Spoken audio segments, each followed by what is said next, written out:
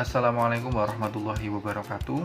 Perkenalkan, nama saya Yudi Setiawan, NIM 19108010105. Pada kesempatan ini saya akan menjelaskan mengenai franchise atau waralaba. Pengertian franchise atau waralaba.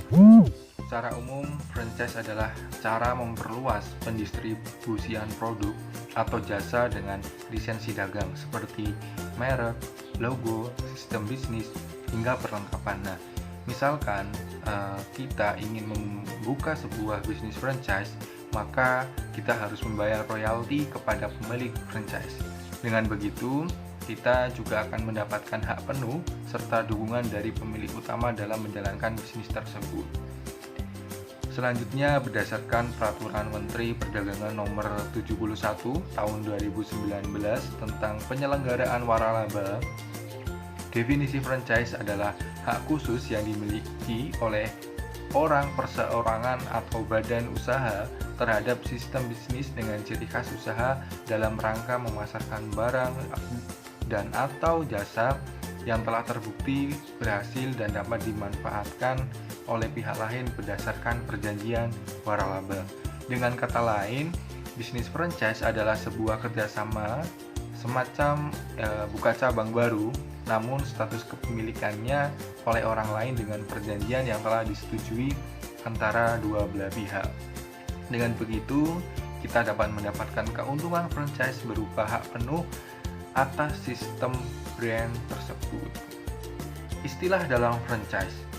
Yang pertama adalah franchisor, orang, perseorangan, atau badan usaha yang memberikan hak untuk memanfaatkan waralaba yang dimilikinya kepada penerima waralaba. Yang kedua adalah franchise, yaitu orang, perseorangan, atau badan usaha yang diberikan hak oleh pemberi waralaba untuk memanfaatkan waralaba yang dimiliki. Tipe dalam franchise ada 3. Yang pertama adalah trade name franchising, waralaba yang sudah mendapatkan hak dari franchisor untuk melakukan produksi secara langsung, tetapi di sini masih dalam pengawasan dari franchisor. Yang kedua adalah product distribution franchising, yaitu waralaba yang hanya memiliki hak untuk melakukan pendistribusian produk pada wilayah tertentu saja. Bisa jadi setiap wilayah memiliki perusahaan distribusi yang berbeda walaupun dengan produk yang sama.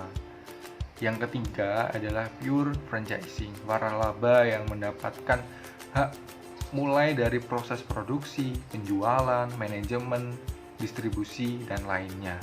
Selanjutnya adalah kelebihan dari franchise.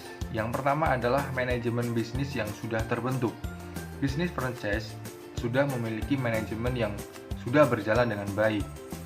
Sebagai pemilik bisnis, kita nantinya tidak perlu repot untuk memikirkan bagaimana ide bisnis, brand, sistem bisnis, dan kita sudah bisa mempraktikkannya langsung di lokasi yang baru.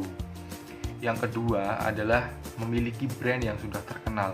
Brand yang sudah dikenal di kalangan masyarakat tentunya ini akan mempermudah pemilik bisnis dalam melakukan promosi. Tidak perlu lagi mengeluarkan banyak biaya dan lebih mudah dalam mendapatkan konsumen baru. Yang ketiga, memiliki manajemen keuangan yang lebih mudah. Karena bisnis franchise ini sudah memiliki mitra, maka manajemen keuangan di dalamnya juga sudah diatur dengan baik sedemikian rupa. Sistem manajemen keuangan yang sudah teruji ini tentunya akan lebih mempermudah kita sebagai pemilik bisnis untuk mengatur manajemen keuangan.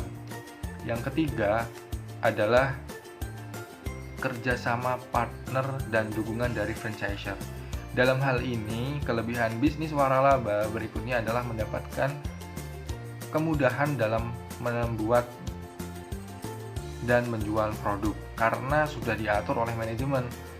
Kerjasama untuk supply bahan baku serta strategi marketing akan diberikan oleh partner. Franchisor yang juga merupakan pemenang lisensi dari franchise akan memberikan pelatihan khusus dan kiat sukses bisnis franchise pada mitra. Selanjutnya adalah kelemahan dari bisnis franchise. Setelah kita mengetahui apa saja kelebihan yang terdapat dalam bisnis franchise, saatnya kita juga harus mengetahui apa saja yang menjadi kelemahan dalam franchise. Yang pertama adalah dikendalikan penuh oleh franchiser. Franchiser atau pemilik merek dalam jenis usaha waralaba ini tentunya memiliki kendali penuh. Misalkan kita memiliki sebuah inovasi baru terhadap produk, memiliki ide-ide yang bagus, maka kemungkinan besar franchiser belum tentu bisa mengabulkan apa yang menjadi ide kita. Sebab dalam franchise itu memiliki aturan sendiri yang itu dikendalikan oleh franchiser. Selanjutnya adalah adanya pembagian keuntungan. Berbisnis franchise berarti kita sebagai pemilik bisnis wajib membayarkan sebagian dari keuntungan serta biaya kemitraan. Namun tidak semua bisnis waralaba meminta bayaran tersebut. Maka sebaiknya kita bertanya dulu ketika ingin melakukan franchise kepada pemilik brand mengenai pembagian ini dengan jelas. Yang selanjutnya adalah supplier tunggal bahan baku.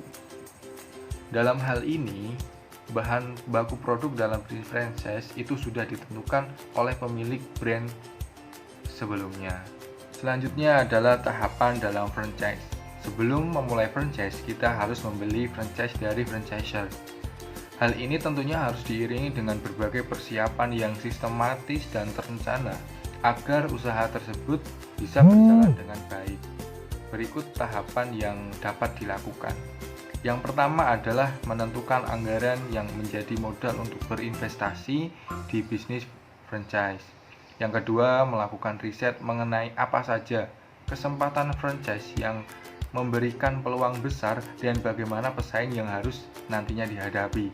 Yang ketiga, menghubungi pemilik franchise dan menanyakan segala hal yang berhubungan dengan berjalannya bisnis ke depannya dan memastikan bahwa kita ini menghubungi melalui situs atau akun resmi.